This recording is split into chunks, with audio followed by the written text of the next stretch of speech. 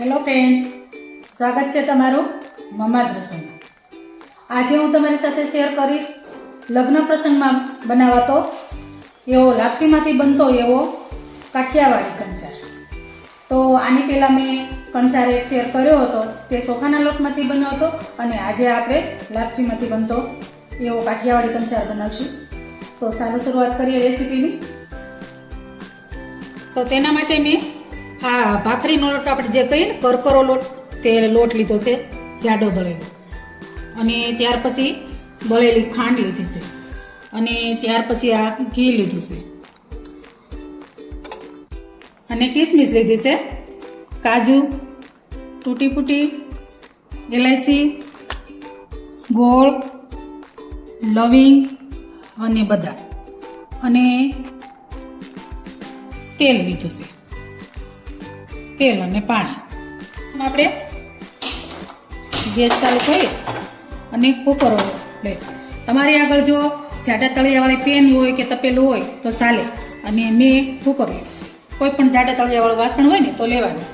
અને તેમાં હવે મેં 1 કપ લાપસીનો લોટ લીધો છે, તો સામે હું પોણો કપ પાણી લઈશ। આટલું આપણે પાણી લેવાનું છે અને આમાં ઉમેરી દઈશું।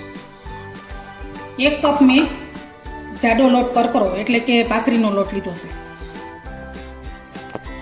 તેમાં સુકનનો ગોળ નાખીશું। આપણે લગ્ન પ્રસંગ માટે બનાવવાનો છે એટલા માટે સુકનનો ગોળ નાખીશું, અને પાણીને હવે ઉકળવા દઈશું। થોડી વાર આપણે ઉકળવા દઈશું, ત્યાં સુધીમાં આપણે જે લોટ છે લોટની મોણ આપી દઈશું। તેલનું મોણ કહીએ ને તે મોણ આપી દઈશું। તો આપણે એક વાસણમાં આ લોટ લઈશું અને તેમાં તેલ નાખીશું। તમારે ઘીનું મોણ લેવું હોય તો ઘી પણ લઈ શકાય, પણ આમાં જો તેલનું મોણ હોય ને તો વધારે લાપસી સૂટી સારી થાય છે, અને મોણ વધારે પડતું લેવાનું છે આમાં।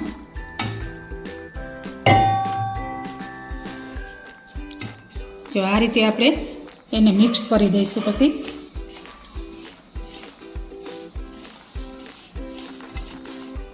જો તમે જોઈ શકો છો આપણી લાપસીમાં મોણ પરફેક્ટ છે।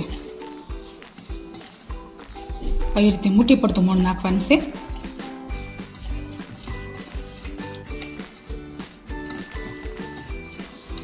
અમારે ત્યાં કાઠિયાવાડમાં લગ્ન પ્રસંગમાં આ કંસાર તો અવશ્ય બને જ છે, અને તમે કોઈ સારા પ્રસંગમાં પણ કંસાર બનાવી શકો। આપણે ઘરે કોઈ શુભ કામ હોય, શુભ કામ આવ્યું હોય ત્યારે આ કંસાર બનાવી શકાય છે, અને લગ્નમાં તો ખાસ। જો આ પાણી હવે આપણું ઉકળી ગયું છે, હવે તેને આપણે ગેસ ધીમો કરી અને આ જે લોટ હતો ને તે એને ઉમેરી દઈશું। આવી રીતે લોટ ઉમેરી દઈશું, કારણ કે આ લાપસી આપણે મોળી બનાવવાની હોય છે। ગોળ તો આપણે સુકનનો જ લીધો છે, અને બીજી તો ખાંડ ઉમેરવાની છે। જે આવી રીતે આપણે હાથની મદદથી ફેલાવી દઈશું લાપસીને, અને આ વેલણની મદદથી આ રીતે આપણે ખાડા પાડી દઈશું, જેથી કરીને આપણી લાપસી બરાબર બફાઈ જાય।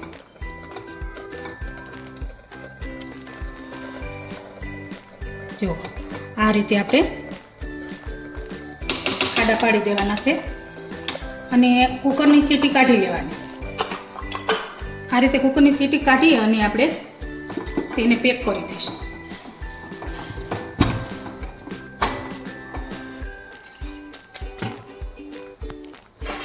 ત્યાર પછી તેના નીચે આપણે આ રીતની આપણી જે રોટલી બનાવવાની પેન હોય ને એ લોઢી એ મૂકી દઈશું, એટલે આપણી લાપસી દાઝશે નહીં અને તળિયે બેસશે નહીં, અને સરસ લાપસી થશે, અને ધીમા ગેસ પર આપણે કરવાની છે।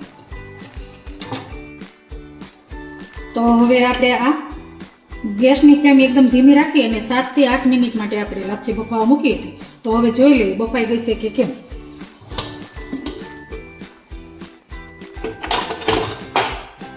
તો જો બધું પાણી બળી ગયું છે, વેલણથી આપણે જોઈ લઈશું પાણી બધું બળી ગયું છે, અને તળિયે લાપસી બેઠી પણ નથી। હવે આ લાપસીને આપણે થોડી થોડી આ રીતે આમ હલાવી લઈશું, બધી એકસાથે હલાવી નથી લેવાની, થોડી હલાવી અને ત્યાર પછી તેમાં 2 થી 3 ચમચી જેટલું ઘી ઉમેરશું. ઘીનું આમાં કોઈ પરફેક્ટ માપ હોતું નથી, કારણ કે તમારે જરૂર પડે એટલું આમાં નાખવાનું છે, કારણ કે કંસાર છે એટલે ઘી તો જોઈશે. એટલે આપણે પહેલાં થોડું નાખી આ રીતે અને લાપસીને હલાવી લઈશું. જો એકદમ છૂટું છૂટું થઈ ગયું છે. અને આને હવે હજી આપણે 2 મિનિટ થવા દઈશું. તો આપણે આ 2 મિનિટ થઈ ગઈ છે. હવે આને આપણે નીચે ઉતાર લઈ. આ રીતે આપણી લાપસી છૂટી છૂટી થઈ ગઈ છે. અને ઘણા લોકો લાપસીમાં પાણી ઓછું નાખી અને એકદમ છૂટી કરવા માંગતા હોય છે, પણ તે લોટ કાસો રહે છે અને ખાધા પછી પણ નુકસાન કરતો હોય છે.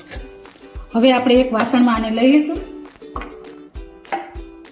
વાસણમાં લઈ લઈશું તે પહેલાં આપણે થોડી ખાંડ ઉમેરી દઈશું. ખાંડમાં આમાં આપણે ગોળ નાખ્યો છે એટલે ખાંડ તમારી પસંદગી પ્રમાણે ઓછા વધુ નાખી દેજો. 1 કપ લોટ હતો તો મેં 1 કપ ખાંડ લીધી છે, તો જેટલી જરૂર પડે એટલી નાખવાની છે. આ રીતે આપણે મિક્સ કરી દઈશું.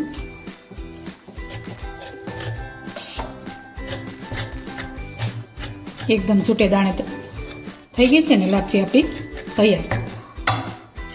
કંચારમાં ખાંડ પણ જોઈ પૂરતા પ્રમાણમાં, મોળો લાગે તો પણ સારું ન લાગે.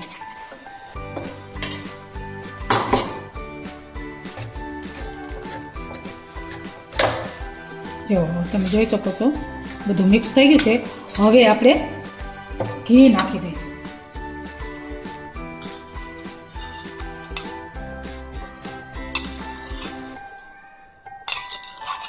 આ રીતે થોડું થોડું કરતા જઈએ અને નાખતા જઈશું. પછી આપણે પાછું મિક્સ કરી દઈશું. જેટલી જરૂર પડશે એટલું આપણે ઉમેરીશું.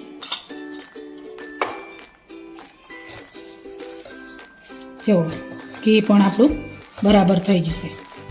એકદમ લસકાદાર લાપસી થઈ ગઈ છે. જો થઈ ગઈ છે ને. હવે આપણે એક સર્વિંગ પ્લેટમાં લઈ લઈશું એટલે તમને બરાબર દેખાય. લાપસી પ્લેટમાં લઈ લીધી છે અને એકદમ બરોબર ઘી લસકાદાર થઈ ગઈ છે. હવે આની માથે આપણે થોડી ખાંડથી ડેકોરેશન કરશું. આ રીતે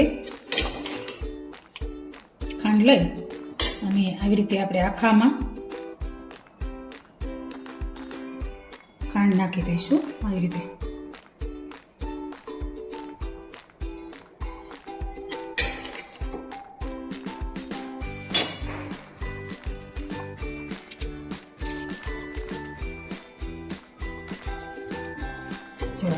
હવે પાછું આપણે વધારાનું ઘી ઉમેરશું. એકદમ લચકા જેવો અને મજેદાર એવો આપણો કંચાર બનીને તૈયાર થશે. અને આને આપણે જો લગ્ન પ્રસંગમાં બનાવાતો હોય તો આગલે દિવસે બનાવીને મૂકી દેવાતો હોય એટલે બીજા દિવસે ઘી થીજીને સરસ થઈ જતું હોય. આપણે અત્યારે મારે તમને બતાવવા માટે હું ફ્રીજમાં થોડી વાર મૂકી દઈશ અને ત્યાર પછી હું ઉપરથી ગાર્નિશ કરીશ. તો હવે આ રીતે આપણો કંચાર મેં ફ્રીજમાં અડધી કલાક માટે મૂક્યો હતો તો સેટ થઈ ગયો છે. હવે આપણે આને ગાર્નિશિંગ કરી લઈએ. તો ગાર્નિશિંગ માટે તમને જે મનપસંદ હોય તે રીતે તમે ગાર્નિશ કરી શકો છો. અને આ કંચારમાં મેં 1 કપ લોટ લીધો હતો તો એની સામે મેં 1 કપ ખાંડ લીધી હતી અને મારે 1 કપ ઘી જોઈ ગયું છે. તો આ રીતે આનું પરફેક્ટ માપ છે. હવે આપણે ગાર્નિશ કરી લેવું. તો તમારે મનપસંદ પ્રમાણે તમે ગાર્નિશ કરી શકો છો. અને જો લગ્ન પ્રસંગમાં બનાવતો હોય છે તો ઘણા હાર્ટ બનાવતા હોય છે, વરવધુના નામ લખતા હોય છે, એ રીતે પણ બનાવતા હોય છે. અને આપણે આ કંચારને તો કોઈ સારા શુભ કાર્યમાં બનાવતો હોય છે અથવા ભગવાનને થાળ ધરવામાં પણ બનાવતો હોય છે. તો તેમાં તમે તમારી મનપસંદગી પ્રમાણે ગાર્નિશ કરી શકો છો.